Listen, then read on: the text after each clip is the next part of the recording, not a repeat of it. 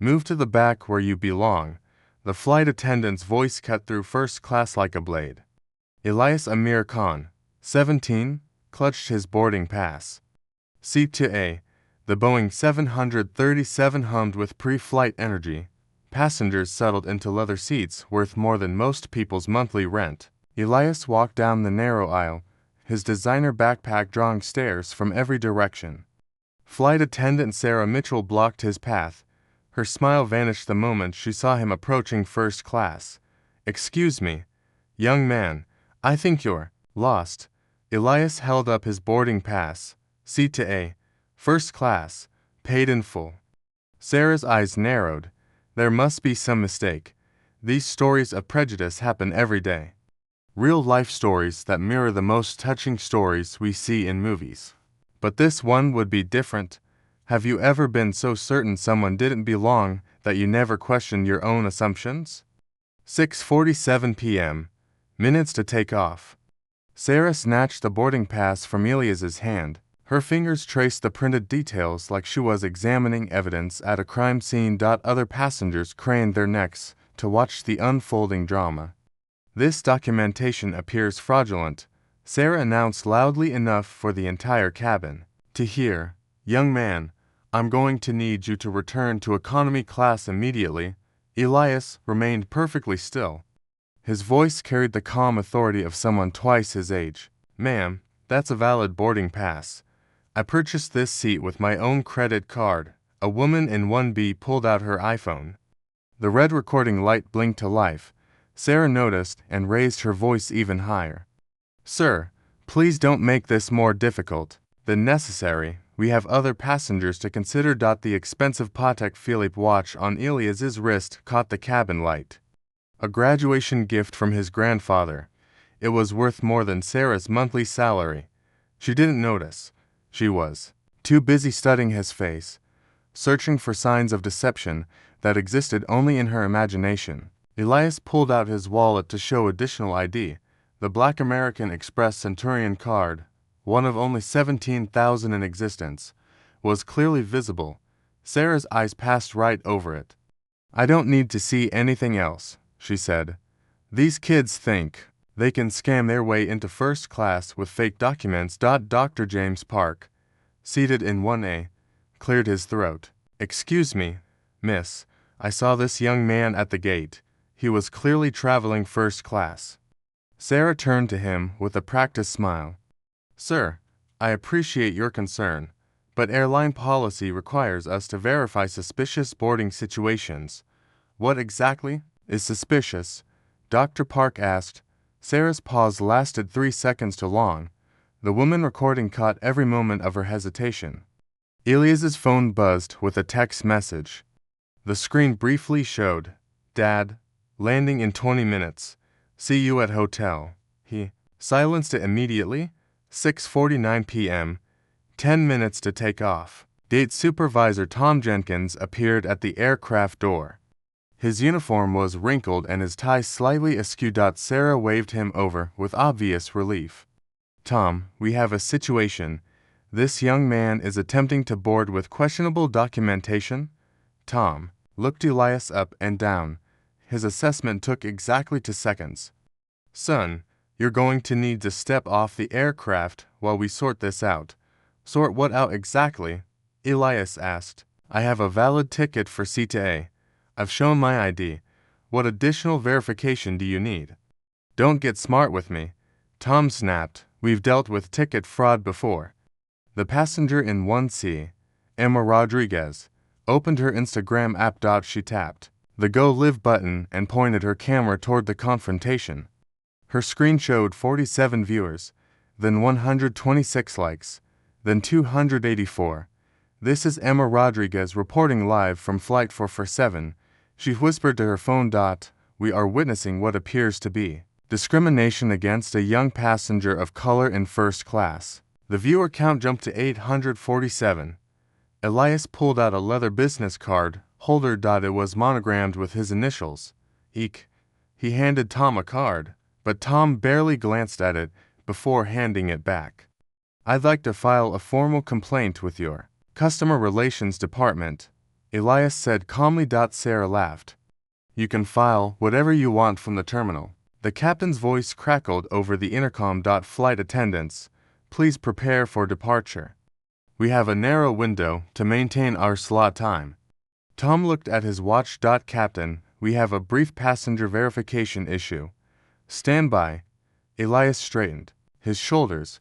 At 6'2", he had the build of someone who played varsity basketball, but his demeanor remained completely calm. He reached into his pocket and pulled out his phone. Before we continue, he said, I'd like to document this interaction. For my own records. He opened his camera app and began recording. Sarah immediately stepped back. Sir, you cannot record airline personnel without permission. Actually, Dr. Park interjected, passengers have the right to record interactions with airline staff. It's been upheld in federal court. Emma's live stream now showed 1,247 viewers. Comments flooded her screen. This is disgusting. Sue them. What airline is this? I'm screen recording this. Tom's radio crackled. Ground control to Meridian 447. What's your departure status? He keyed the mic. Ground control, we have a brief passenger services issue. Request. 5-minute delay. The cabin erupted in frustrated murmurs. Passengers checked their watches and phones. Someone in economy shouted, What's the hold-up? Elias looked at his own phone. The screen showed his father's contact, Zafar Khan, CEO. He hesitated for a moment, then looked up at Sarah and Tom. I'm going to make one phone call, he said quietly. Just one. Sarah crossed her arms. You can call whoever you want from the terminal. Elias's finger hovered over his father's contact. I think you'll want me to make it from here. 6:52 p.m. Minus to take off. Two airport security officers appeared at the aircraft door. Their presence immediately changed the atmosphere in first class. Passengers who had been merely curious now sat forward in their seats, sensing something significant was about to happen. Officer Martinez, a 15-year TSA veteran, surveyed the scene. What's the situation here? Tom Jenkins straightened his tie and adopted his most authoritative voice. We have a passenger with questionable documentation attempting to board first class. The flight attendant has requested his removal for the safety and comfort of other passengers. Officer Martinez looked at Elias. Son, can you show me your boarding pass and ID? Elias calmly handed over both documents. Officer Martinez examined them under the cabin light, comparing the photo to Elias's face. He checked the seat number twice. These documents appear to be in order, Martinez said. Sarah stepped forward. Officer, with respect, we've seen sophisticated fraud before. The printing quality, the way he's dressed, it doesn't add up. Emma Rodriguez adjusted her phone angle to capture the full scene. Her Instagram live now showed 2,847 viewers.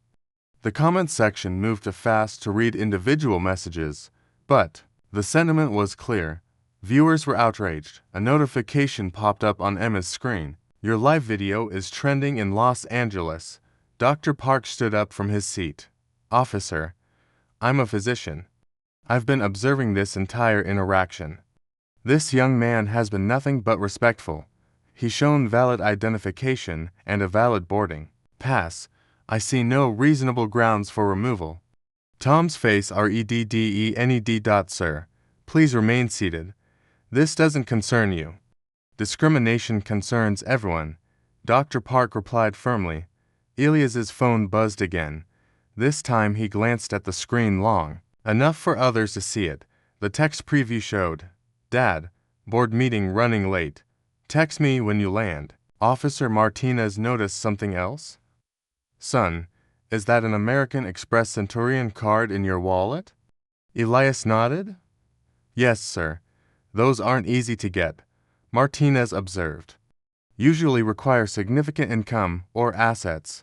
Sarah's confidence wavered. For the first time, that could be fake too. Officer Martinez had been working airport security long enough to recognize genuine luxury items. The watch on Elias's wrist was clearly authentic. His clothes were expensive but understated. His posture and speech patterns suggested private school education. 6:54 p.m. 5 minutes to take off. The second security officer, Johnson, had been quietly observing. "Ma'am, what specifically made you suspicious of this passenger's documentation?" Sarah's pause lasted too long. "Well, the way it's unusual to see. She couldn't finish the sentence, not with phones recording and nearly 3,000 people watching live. Tom stepped in. "Officers, we have procedures. When flight attendants have concerns about passenger verification, we support their professional judgment." "Professional judgment based on what criteria?" Dr. Park asked. The cabin fell silent except for the hum of the aircraft's auxiliary power unit. Elias looked at his phone again. His father's contact information was clearly visible to anyone standing nearby. Zafar Khan, CEO, Meridian Airlines. Emma's live stream viewer count hit 4,200. Her phone was getting hot from the extended recording, but she didn't dare stop. Screenshots and screen recordings were flooding social media platforms. Twitter user @TravelJustice posted, "Live discrimination happening on at Meridian Air Flight 447. This is disgusting. Boycott Meridian." The tweet was retweeted 247 times in 2 minutes. Elias made his decision. He unlocked his phone and scrolled to his father's contact. His thumb hovered over the call button. "Ma'am," he said to Sarah. "Sir." He nodded to Tom. "I'm going to make one phone call. When I finish, I believe this situation will be resolved." Tom laughed dismissively. "Kid, I don't care if you call the president. You're not flying first class today." Sarah nodded in agreement. "Make your call from the terminal." Elias tapped his father's contact. The phone rang once. "Actually," Elias said quietly, "I think you'll both want to hear this conversation." He tapped the speaker button. The phone rang a second time. Officer Martinez stepped closer. Something in Elias's calm demeanor suggested this wasn't a desperate bluff. In his 15 years of security work, he'd learned to read people. This teenager was different. Emma's phone showed 5,847 viewers. The comments were a blur of outrage, support, and demands for justice. "Someone get this on TikTok. This kid's about to destroy them." Screen record everything. "What's his name?" "That's a $50,000 0 cents watch." The aircraft's cabin lighting flickered as the auxiliary power unit cycled. Outside, ground crew members signaled impatiently. The departure slot was rapidly approaching. Third ring.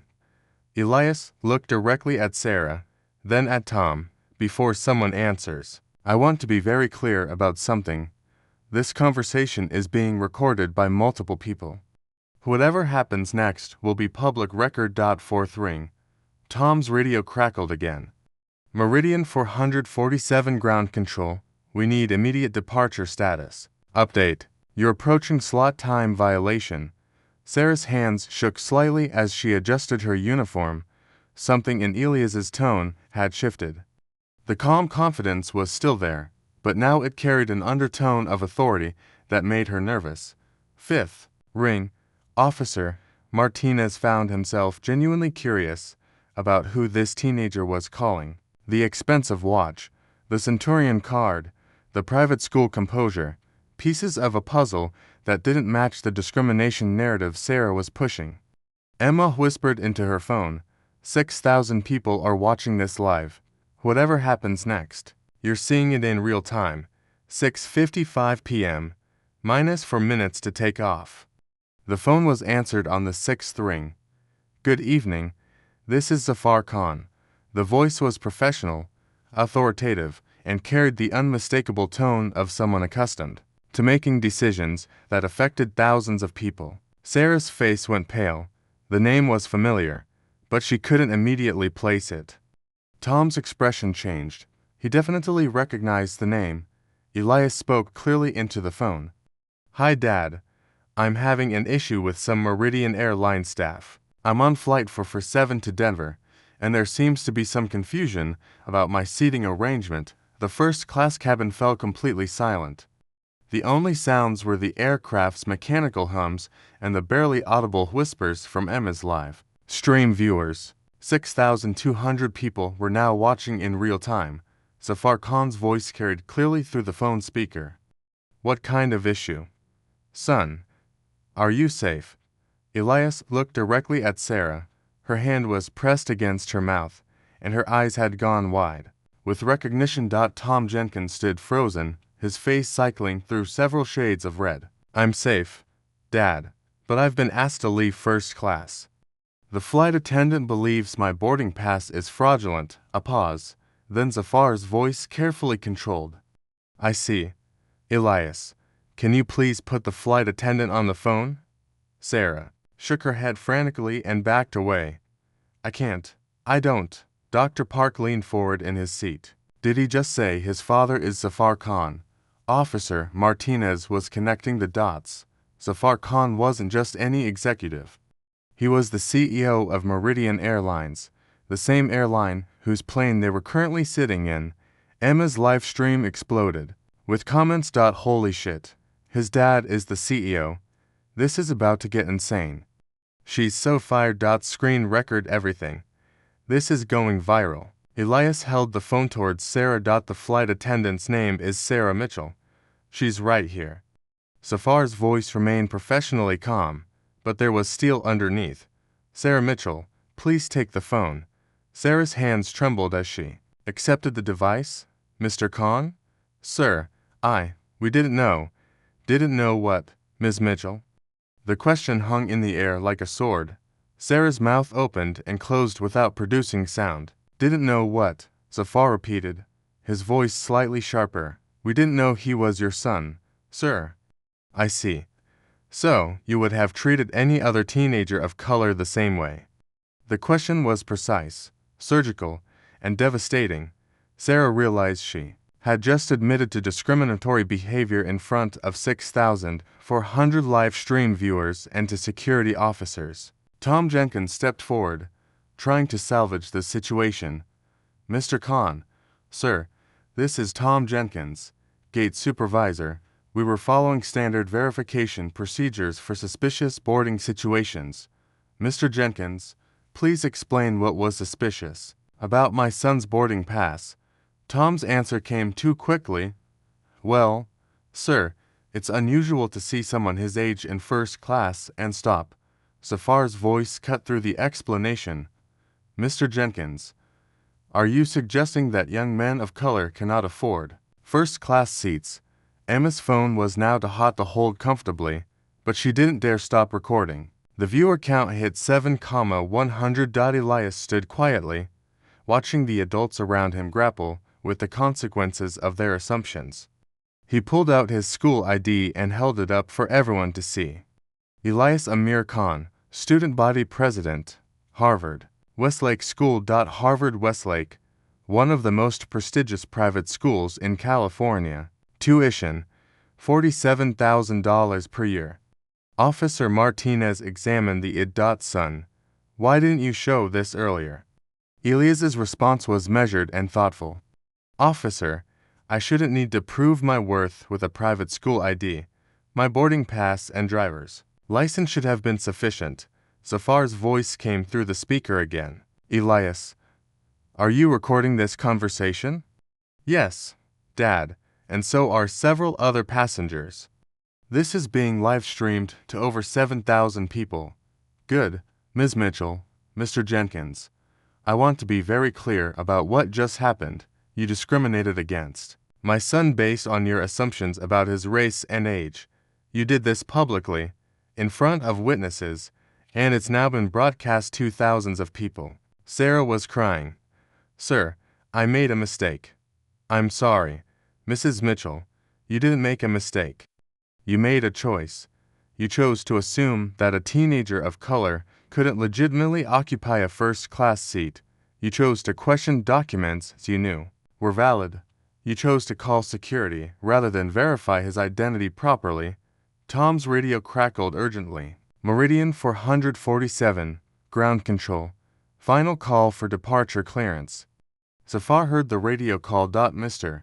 Jenkins, please tell ground control that this aircraft is not departing until I resolve this situation personally. Tom's voice cracked. Sir, wheel, Miss Arslot, the passengers will wait. Mr. Jenkins, this aircraft is grounded until further notice. Emma whispered into her live stream. The CEO, us grounded the entire plane. 8,000 people are watching this happen live. Elias pulled up his text messages and showed the screen to Officer Martinez. The conversation, history with Dad, showed months of normal father-son communications, flight confirmations, dinner plans, basketball game schedules. Dr. Park shook his head in amazement. In 30 years of flying, I've never seen anything like this. Elias's phone buzzed with another call. The screen showed Mom, Dr. Anya Khan. He declined the call and sent a quick text. Everything's fine, we'll call you soon. Officer Martinez had been taking notes throughout the encounter. Son, from my report. When did you realize you'd need to call your father? Elias considered the question carefully. Officer, I hoped I wouldn't need to. I wanted to believe that showing proper identification would be enough. But when security was called for what was clearly discriminatory treatment, I knew this needed to be addressed at the highest level. Sarah was still holding the phone, Zafar's voice waiting for a response. Mitchell, are you there? Yes, sir, I'm here. I'm currently in Chicago, about to board my own flight to Denver.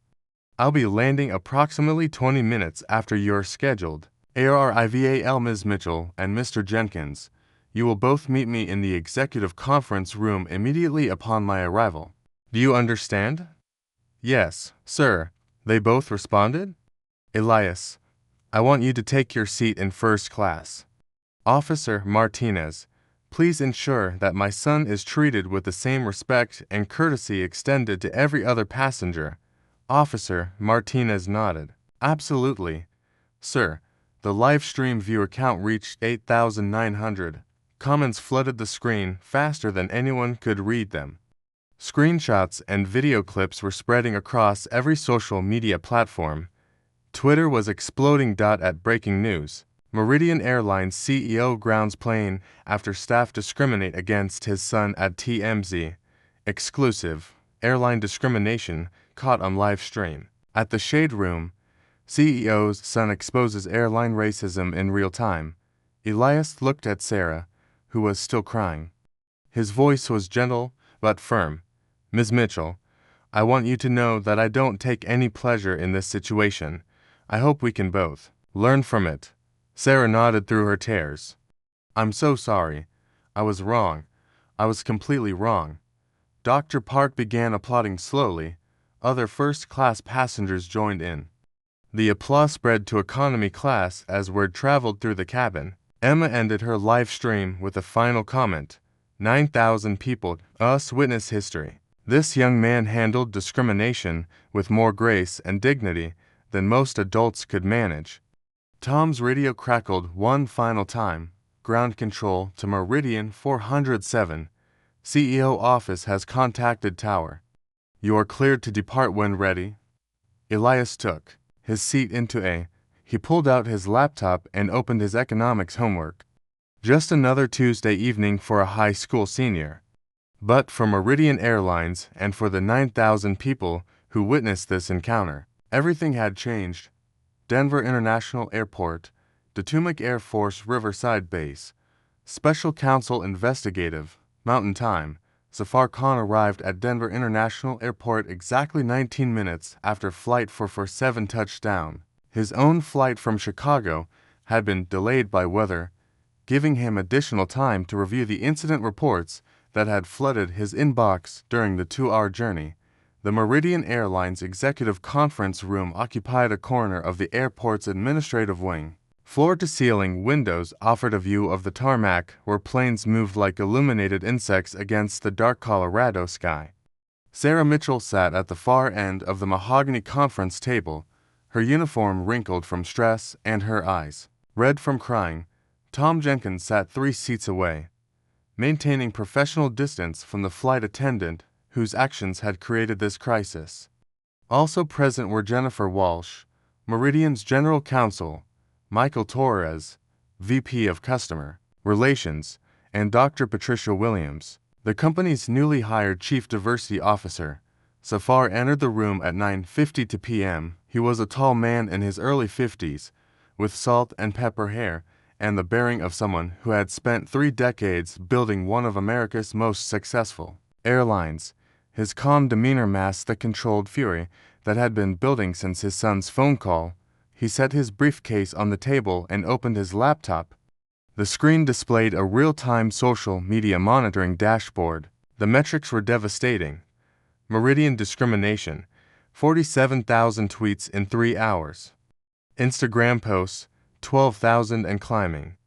TikTok videos, 156 different clips, 2.3 million total views. Stock price, down 4.2% in after-mock trading. Mrs. Mitchell, Mr. Jenkins, thank you for waiting. Safar's voice carried the professional courtesy of a CEO, but the underlying tension was unmistakable. I've reviewed the preliminary reports. I've watched the live stream footage. I've read the social media response. He clicked to the next screen. These are the numbers that matter right now. In the past 3 hours, Meridian Airlines has been mentioned negatively 73,000 times across all social platforms. Our customer service hotline has received 1,200 calls, with 87% expressing concern about discriminatory practices. Jennifer Walsh, the general counsel, opened her legal folder. Safar, from a liability perspective, we're looking at potential federal civil rights violations under the Civil Rights Act of 1964, specifically Section 1981. The Department of Transportation also has jurisdiction under the Air Carrier Access Act. What are the financial implications? Safar asked. Conservative estimate for a discrimination lawsuit of this magnitude, with video evidence and viral social media coverage, $200,000 to $500,000 in settlements. That's assuming we can avoid a jury trial. Michael Torres leaned forward. The brand damage is harder to quantify, but our preliminary analysis suggests we could see a 2 to 3% reduction in bookings over the next 6 months. That translates to approximately $45 million, 0 cents in lost revenue. Dr. Williams consulted her. Tablet, Safar. I've been tracking similar incidents across the airline industry. Companies that handle these situations poorly see long-term reputation damage. United Airlines market value dropped $1.4 billion, 0 cents after their passenger removal incident in 2017. Safar turned to face Sarah and Tom directly. I want to understand exactly what happened. Ms. Mitchell, walk me through your decision-making process. Sarah's voice was barely above a whisper. Mr. Khan, when I saw your son boarding first class, my first thought was that he must be lost. It was automatic. I didn't think about it. You didn't think about it, Safar repeated. Ms. Mitchell, you've been with Meridian for 8 years. In that time, how many passengers have you questioned about fraudulent boarding passes? I didn't. Sarah hesitated. I'm not sure. Jennifer Walsh consulted her laptop. Ms. Mitchell, according to your employment records, you filed 0 fraud reports in 8 years. This was your first. The silence in the room was profound. Tom Jenkins cleared his throat. Sir, if I may, when Sarah called for supervisor support, I made the decision to involve security based on standard protocols. Mr. Jenkins, what protocols specifically require security involvement for boarding pass verification? Tom's face reddened. Well, sir, when passengers become argumentative or uncooperative. Mr. Jenkins, did you review the security footage from the gate area? No, sir. Safar clicked his laptop again. The wall monitor displayed airport security camera footage. This is the CCTV recording from Gate B7. Please watch your interaction with my son. The footage showed Elias standing calmly, speaking respectfully, and presenting identification multiple times. At no point did he raise his voice or make aggressive gestures. Mr. Jenkins, can you point to any moment where my son was argumentative or uncooperative? Tom stared at the screen. No. Sir, I cannot. Dr. Williams opened her presentation folder. So far, I'd like to share some industry data. According to the Department of Transportation, discrimination complaints against airlines have increased 23% over the past 2 years. Meridian has received 47 complaints this quarter alone. That's 340% above industry average for airlines our size. Safar's expression hardened. 47 complaints this quarter. Michael Torres nodded grimly. Most were handled quietly through customer service channels, small compensations, vouchers, written apologies. How much have we paid in discrimination settlements this year? Jennifer Walsh consulted her files. $127,000, 0 cents in direct settlements. Another $340,000, 0 cents in vouchers and compensation packages. Nearly $500,000, Safar said slowly. And that's just the financial cost. It doesn't include the reputation damage, the lost customers, the federal scrutiny. He stood and walked to the window overlooking the tarmac. Gentlemen, ladies, I built this airline on the principle that travel should be accessible and dignified for everyone. What happened to my son tonight represents a fundamental failure of our values. Sarah spoke up. Mr. Khan, I know I was wrong. I want to make this right. Zafar turned back to the table. Miss Mitchell, making this right requires more than apologies. It requires systematic change. He clicked to his final presentation slide. Meridian Airlines Dignity Standards Initiative. Effective immediately, Meridian Airlines will implement the following changes. First, zero tolerance policy for discriminatory behavior. Any employee found to have discriminated against passengers based on race, age, gender, or other protected characteristics will face immediate termination. Second, mandatory monthly bias training for all customer-facing employees.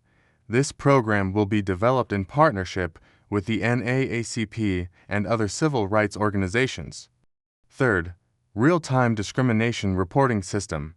Passengers can report incidents through our mobile app with guaranteed response within 24 hours. Fourth, quarterly bias audits conducted by external diversity consultants. Results will be published publicly. Fifth, body cameras for all customer service interactions involving passenger verification or security issues. Dr. Williams nodded approvingly.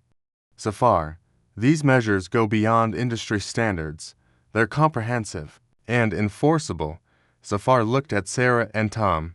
You both have a choice to make. Option A, accept immediate termination and industry blacklisting. Option B, undergo intensive bias training, issue public apologies, and accept 1-year probation with quarterly performance reviews. Sarah was crying again. Sir, I choose option B. I want to learn. I want to do better. Tom nodded reluctantly. Option B. Sir. Jennifer Walsh made notes in her legal pad. Safar, what about the broader response? The media attention, the social media backlash. Tomorrow morning, I'm holding a press conference. I'll announce the Dignity Standards Initiative, acknowledge our failures, and commit to being the industry leader in inclusive travel. We're also establishing a $2 million 0 cents fund for discrimination prevention programs across the airline industry. Michael Torres looked up from his tablet. Zafar, the stock price is already recovering. After Hammers trading shows a 1.8% uptick. Investors are responding positively to decisive leadership. Safar closed his laptop. The stock price is irrelevant if we're not doing right by our customers. Ms. Mitchell, Mr. Jenkins, you'll report to Dr. Williams on Monday morning to begin your training programs. He gathered his papers. One final point. My son handled this situation with more grace and maturity than grown adults with decades of professional experience. He could have humiliated you both publicly. Instead, he chose dignity and education over revenge. Safar paused. At the conference room door. That's the standard I expect from every Meridian Airlines employee going forward. The room fell silent as the CEO left. Through the windows, aircraft continued their nightly ballet of arrivals and departures. But for Meridian Airlines, the industry, and the thousands of people who had witnessed the evening's events, the landscape of airline travel had permanently shifted. 6 months later, the Meridian Airlines training facility in Phoenix buzzed with activity. Sarah Mitchell stood at the front of a classroom filled with 47 customer service representatives from across the airline's network. Her role had transformed from flight attendant to senior diversity training coordinator, a position created specifically for her after she completed the most comprehensive bias education program in airline industry history. Before we begin today's session, Sarah said to the assembled group, "I want to share a story about the worst mistake I ever made professionally." She clicked to the first slide of her presentation, a photo of Flight 447's first-class cabin. 6 months ago, I made assumptions about a passenger based entirely on his race and age. Those assumptions cost our company nearly $2 million, 0 cents in lost revenue, created a public relations crisis and, most importantly, caused real harm to a young man who deserved better. The training program Sarah now led was the cornerstone of Meridian's Dignity Standards initiative. Every customer-facing employee underwent 40 hours of bias training annually. The curriculum included implicit bias recognition, de-escalation techniques, cultural competency, and real-world scenario practice. Elias Amir Khan, now 18 and a freshman at Stanford University, had become an unexpected advocate for travel industry reform. His Dignity in Travel Foundation had partnered with 7 major airlines to implement similar anti-discrimination programs. The foundation's mobile app, which allowed passengers to report discriminatory incidents in real time, had been downloaded 340,000 times. Dr. Patricia Williams reviewed the quarterly audit results in her executive office. The numbers told a remarkable story of transformation. Discrimination complaints, down 73% from the previous year.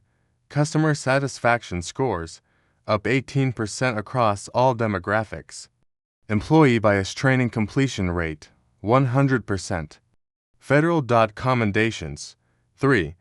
For industry-leading, inclusive practices. The real-time reporting system had revolutionized how Meridian handled passenger concerns.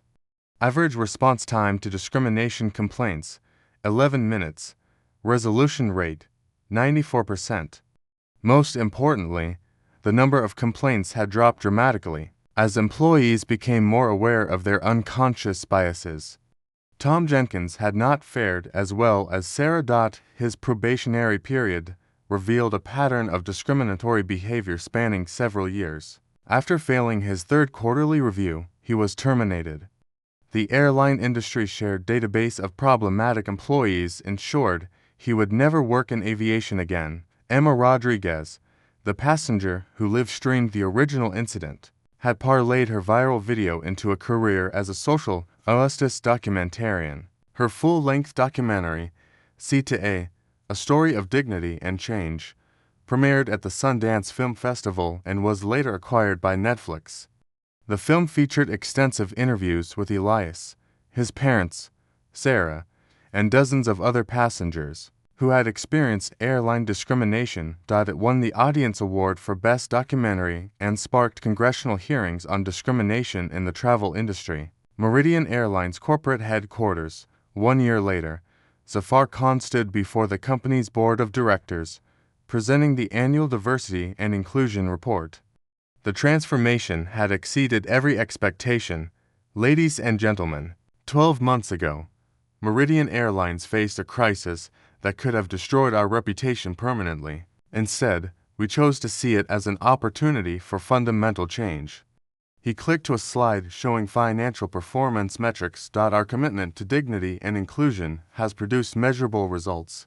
Customer loyalty is at an all-time high. Our Net Promoter Score has increased by 31 points. Most significantly, we've attracted 2.3 million new customers who specifically chose Meridian because of our inclusive policies.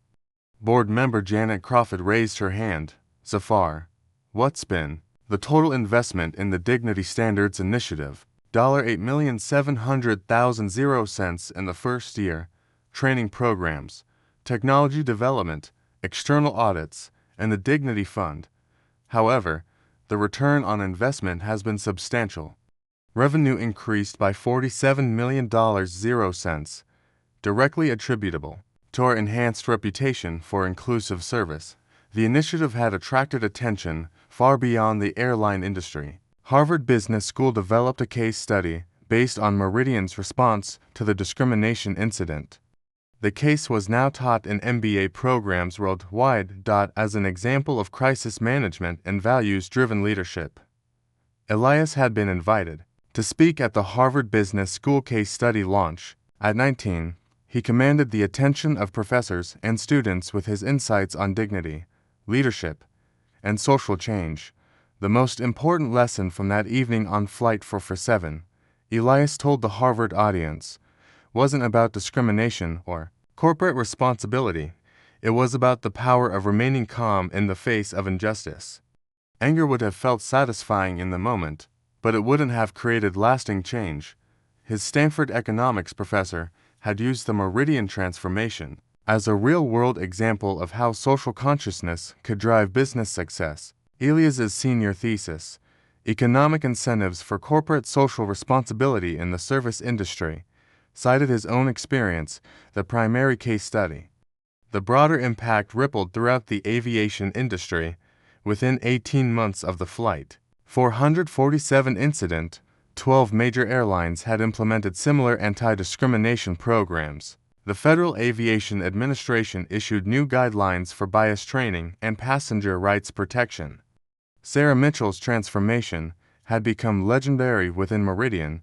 Her training sessions were so effective that other airlines began requesting her expertise. She had been invited to speak at the International Air Transport Association's annual conference, where she would address 500 airline executives about unconscious bias in customer service. The hardest part, Sarah often told trainees, wasn't admitting, "I was wrong." It was understanding how my assumptions had been shaped by years of unconscious bias.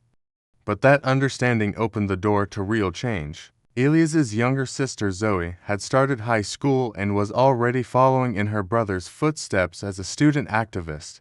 She led her school's diversity committee and frequently referenced her brother's experience when discussing dignity and respect in educational settings. The Khan family had used their platform to advocate for broader social justice issues. Dr. Anya Khan, Elias's mother and a renowned pediatric surgeon, spoke regularly about bias in healthcare settings. The family's commitment to systemic change extended far beyond aviation. Elias's Stanford dormitory, present day. Elias sat at his desk reviewing applications for the Dignity and Travel Foundation's college scholarship program. The foundation now awarded $50,000 annually to students pursuing careers in social justice, business ethics, or civil rights law. His phone buzzed with a text from Sarah Mitchell. Elias just finished training session 1 to 7. Every time I tell our story, I'm reminded of how much we've both grown. Thank you for choosing grace over anger that night. Elias smiled and typed back, "Thank you for proving that people can change. Your work is inspiring a new generation of airline professionals." The ripple effects continued to spread. A documentary crew was following 3 other passengers who had experienced airline discrimination, examining how their cases were handled under the new industry standards that Elias's experience had helped create. Dr. Park, the physician who had defended Elias on Flight 447, had become a vocal advocate for passenger rights. He served on the advisory board of the Dignity and Travel Foundation and frequently wrote op-eds about the intersection of healthcare and social justice. Emma Rodriguez's career had flourished beyond her wildest expectations. Her production company had secured funding for a documentary series about everyday heroes who create social change. Elias would be featured in the premiere episode, which would air during a primetime special on social justice. 2 years later, The Legacy Elias Amir Khan graduated from Stanford with highest honors in economics and social justice. His senior thesis became the foundation for federal legislation requiring bias training in all transportation industries, the Dignity in Transit Act, passed Congress with bipartisan support and was signed into law by the president in a ceremony attended by Elias, his family, and Sarah Mitchell.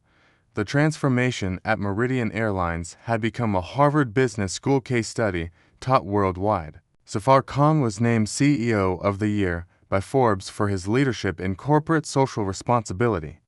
The company's stock price had increased 47% since implementing the Dignity Standards Initiative, proving that ethical business practices drive long-term profitability. Sarah Mitchell's journey from discriminatory flight attendant to national diversity advocate demonstrated the power of genuine transformation. She had spoken at 200 conferences, trained 15,000 airline employees, and co-authored a best-selling book, From Bias to Belonging, A Flight Attendant's Journey to Justice.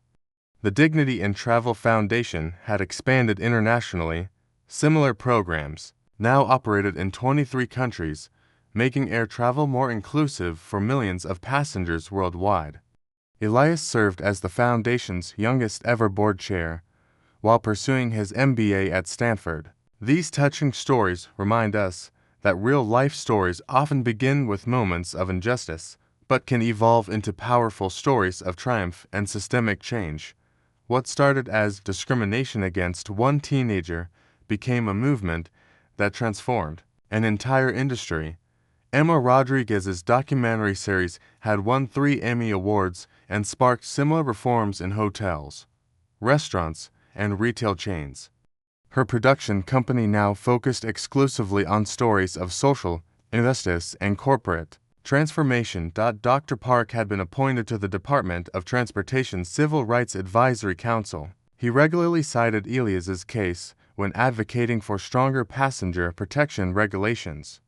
The mobile app developed by the Dignity in Travel Foundation had recorded over 50,000 incident reports across all transportation modes. More importantly, the number of incidents had decreased by 68% industry-wide as employees became more aware of their biases. Elias's Stanford professors had incorporated his experience into multiple courses. His case study was used in classes on leadership, ethics, crisis management, and social entrepreneurship. Students learned that the most powerful response to discrimination is anger or revenge. It's systematic change that prevents others from experiencing the same injustice. The aviation industry's transformation had inspired other sectors, hotels, restaurants, retail chains, and healthcare systems had implemented similar dignity standards. The economic impact was substantial. Companies with strong anti-discrimination policies showed 23% higher customer satisfaction and 31% better employee retention rates. Today, every major airline displays dignity standards prominently in their customer service policies. Flight attendants undergo monthly bias training. Passengers have multiple channels for reporting discrimination. Most importantly, the culture of aviation has shifted toward inclusion and respect. Elias, now 21, continues his advocacy work while completing his MBA. His story has inspired thousands of young people to pursue careers in social injustice. His father's airline remains the industry leader in inclusive practices, proving that doing the right thing is also good business. Sarah Mitchell was promoted to Vice President of Diversity and Inclusion at Meridian Airlines. Her team has prevented countless incidents of discrimination through proactive training and cultural change. She often tells new employees, "Our job isn't just to get passengers from point A to point B, it's to ensure everyone travels with dignity." The story that began with a discriminatory assumption on Flight 447 has become a permanent part of aviation history. It's taught in business schools, cited in congressional hearings, and remembered every time an airline employee chooses respect over bias. Have you witnessed discrimination in travel or other service industries? Share your experience in the comments below. Your story could spark the next wave of positive change. If this story moved you, share it with someone who needs to see that one person's courage can transform entire systems.